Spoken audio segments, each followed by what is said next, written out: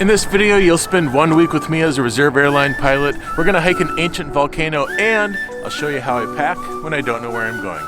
You ready? Let's go. My name's Paul. I fly airplanes for a living, but my passion is encouraging you to explore this beautiful world by giving you a glimpse into my layover life.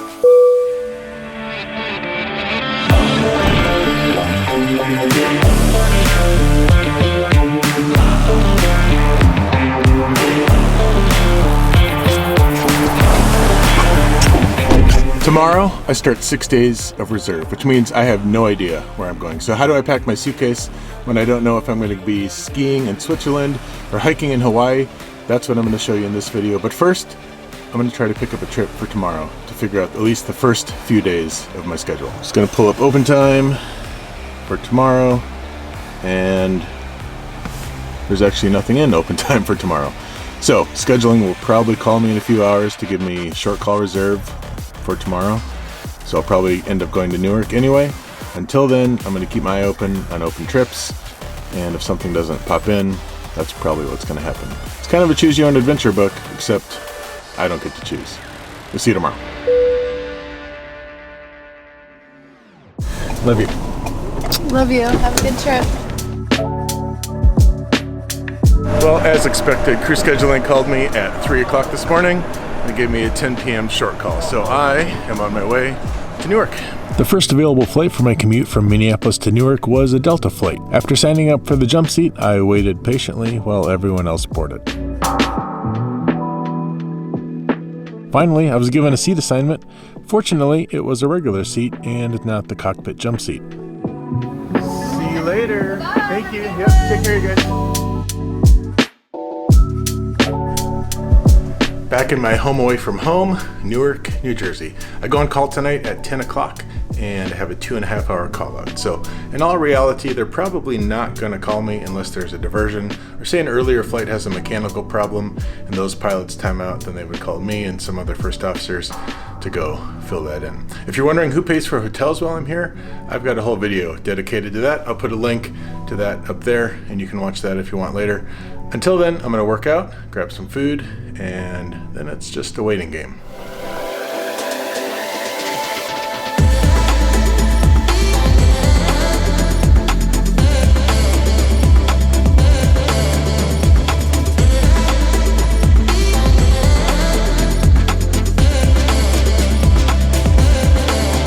While I'd rather be training jiu-jitsu, it was nice to get some movement in.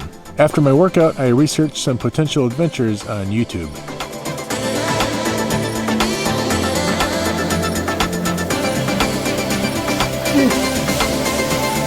It is almost 10 o'clock, so I'm headed to bed, and I'm kind of hoping that crew scheduling doesn't call at 1 a.m. to tell me to go somewhere far away, because it'd be nice to sleep through the night, and then hopefully in the morning I'll be able to pick up a trip for probably the next day. Good night.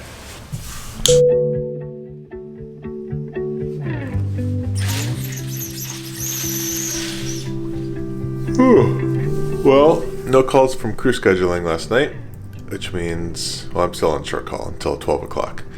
But hopefully that means I can pick up a trip for tomorrow at 10:45. But there's only one trip in open time right now. It's a domestic trip. I'd kind of like to do something international. Is that a little snobby? So we'll see what happens. I got a couple hours here. And a lot can change in a couple hours.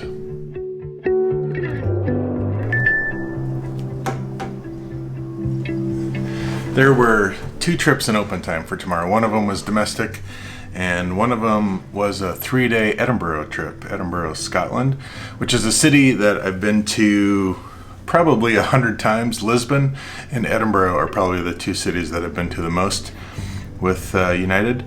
And I just got a text that I picked one of them up. So I'm gonna log into our scheduling software and see which trip it was that I got. I got Edinburgh. Sweet. I haven't been there since gosh, it's probably been 2018, 2019. And we have some family friends that live there. There's a cool hike to go on. And Edinburgh is awesome. And super stoked to get back. I told you I would tell you how I pack for a trip when I don't know where I'm going. So let's do that now so we leave time for adventure in Edinburgh. Yeah, let me show you how I pack for a trip. I like to divide my packing into 3 different categories: uniform, workout gear, and layover clothes. Let's start with my uniform. My uniform's pretty simple. Shirt with stripes and wings, pants, and a jacket. When I commute, I usually wear this sweatshirt, and when I wear this, I don't get asked as many questions from people who say things like, shouldn't you be sitting at the front of the plane when I'm commuting? Don't ask those kind of questions if you're sitting next to a pilot. Ask, what's your favorite layover? I usually bring 1 pair of pants for this 6-day trip, which is a risk. And my wife always says, one day you're gonna rip your pants and not gonna have pants. So that's probably true. That hasn't happened yet in my career. So I'm gonna stick with my 1 pair of pants.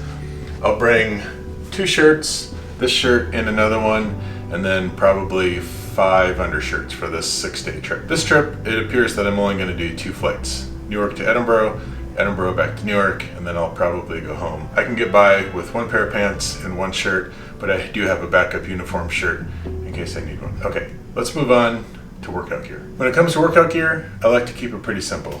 A pair of shorts, a shirt, a baseball hat. I'll also bring a pair of joggers, kind of like a nicer shirt, and that's to go with my swimsuit, a hoodie of some sort, and then my tennis shoes. Okay, now onto my favorite thing, which is layover clothes. When it comes to layover clothes, I like to pack with layers.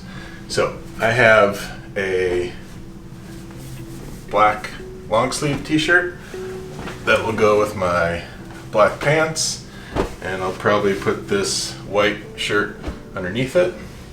I also have a black t-shirt. I'll pair that either with jeans alone, so black jeans, black shirt, that's kind of my uniform. And I also bring usually a nicer shirt. If I want to pair that, I can grab my sweatshirt, put that under there for kind of a nicer going out look. Usually I'll bring these Adidas shoes. Adidas is not Adidas. Adi Dassler was the name of the guy who invented Adidas shoes. So I call them Adidas. Make fun of me in the comments if you want. That's okay. So those are my layover clothes for this week. If I were in Hawaii and going out, I would either probably wear my swimsuit, or I'd just wear these shorts with like this white shirt or the black shirt and just call that good. But there's not really too many places right now that I'm gonna need like nice shorts. In the summer, I'll pack a nicer pair of shorts. In addition to all this, I bring a puffy coat with a hat and gloves, just in case I actually do end up in Switzerland and going up in the mountains. So there you have it. That's how I pack when I don't know where I'm going. My uniform, my workout gear, and my layover clothes. Layover clothes can all be paired together in layers, and that's how it keeps it kind of simple. But tomorrow, I do know where I'm going, and I'm going to Edinburgh, Scotland.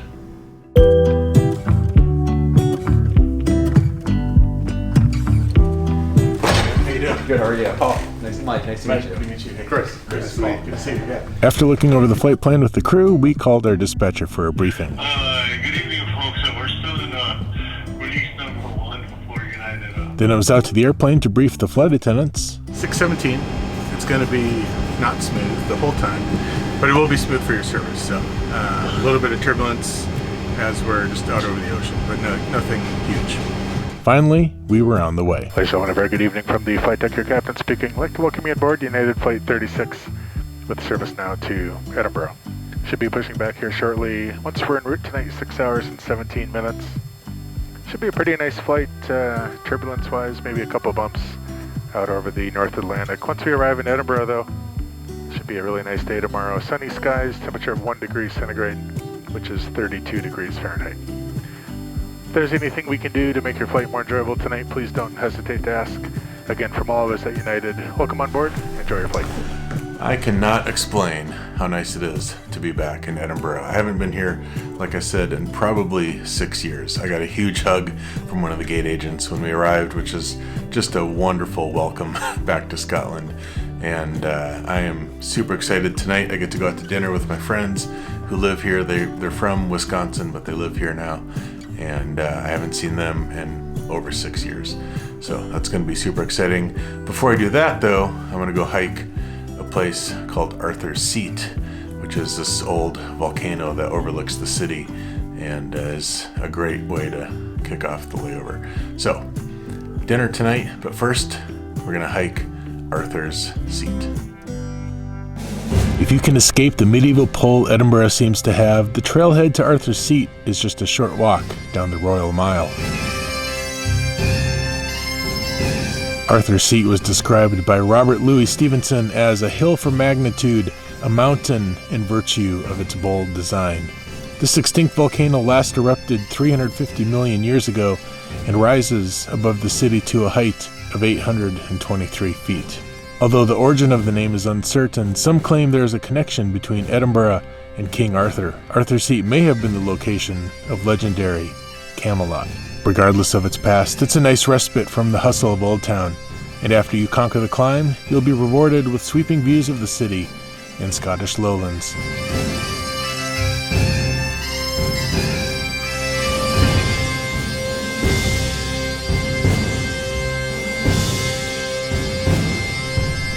Oh, it's cold up here. My lips are frozen. The other day, my daughter reminded me that this is going to be my 100th video, which is pretty amazing. I started this YouTube channel like over 4 years ago with kind of the intent of building a community and encouraging people to go out and explore and kind of give a behind-the-scenes look into aviation. And for over 3 years, it was less than 1,000 subscribers, which I was incredibly thankful for, those first 1,000 people. And now it's grown to what it is, which is mind-blowing, really. I just a guy from Minnesota with a small little camera, and so I appreciate all of you being here. But I was reminded of a quote by Henry Ford that I heard the other day, and he said, "If you think you can or you think you can't, you're right." And so I just wanted to encourage you, whether you're climbing mountains or you're trying to be an airline pilot, if you think you can or you think you can't, you're right. So keep doing it, and you'll get there. I got there. Okay, I gotta go back because we're leaving for dinner in 2 hours. Actually, I might sit up here for a little bit longer and enjoy the view.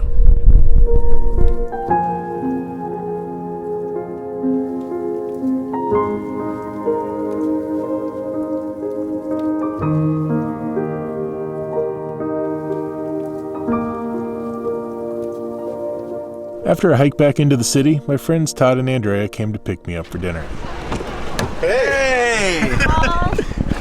Get in the cool mobile. Dude, Good to see you. How do we hug in here? Oh my gosh. Hey, Andrea, how are you? It's so good to see you. Todd and Andrea are the kind of people who skip right over the surface conversations and dive into the deep stuff, which personally are my favorite kind of friends.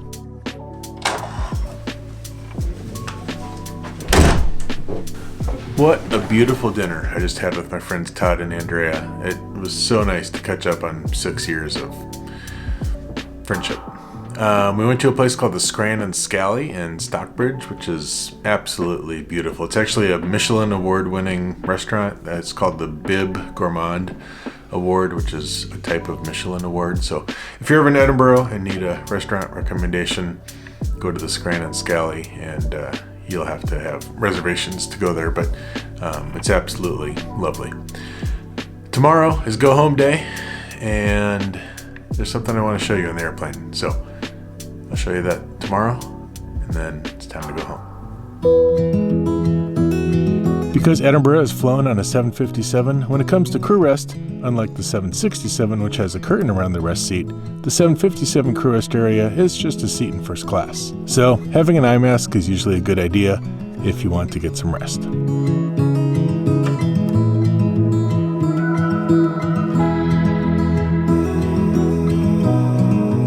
After a quick 7.5 hour flight, we were back in Newark and it was time to head home. I stopped into our bag room to change into my commute sweater before boarding my flight back to Minneapolis. When people ask what my favorite place to go is, I think back on the people I've met all over the world, the amazing sights I've seen in cities like Edinburgh. But really, my favorite place to travel to is home.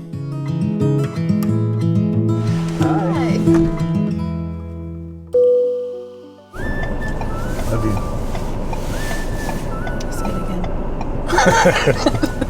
Alright, love you. Love you too. Bye. Wait, do that again. Because you talked while you were kissing me.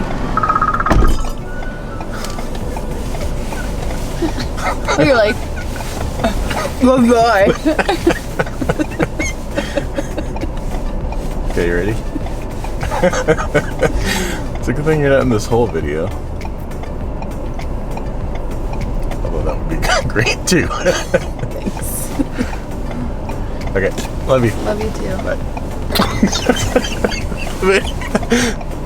Shouldn't be this hard. Okay, love you. Love you. Have a good trip.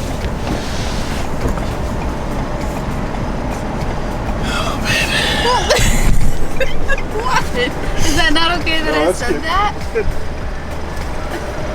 Back in my home away from home, Newark, New Jersey.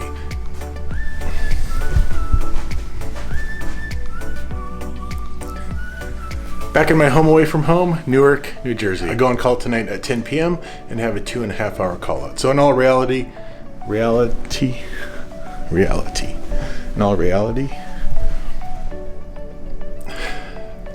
back in my home away from home, Newark, New Jersey. So there you have it. That's how I pack when I don't know where I'm going. Uniform, workout gear. So there you have it. That's how I pack when I don't know where I'm going. Uniform, layover gear, and layover. I just finished filming the how I pack segment of this video, and if you're curious how I got the top-down shot of my clothes on the bed, I taped my phone to the ceiling of the hotel room, put it on a wide angle, and got a nice top-down shot of the bed. I've never done that before, for what it's worth.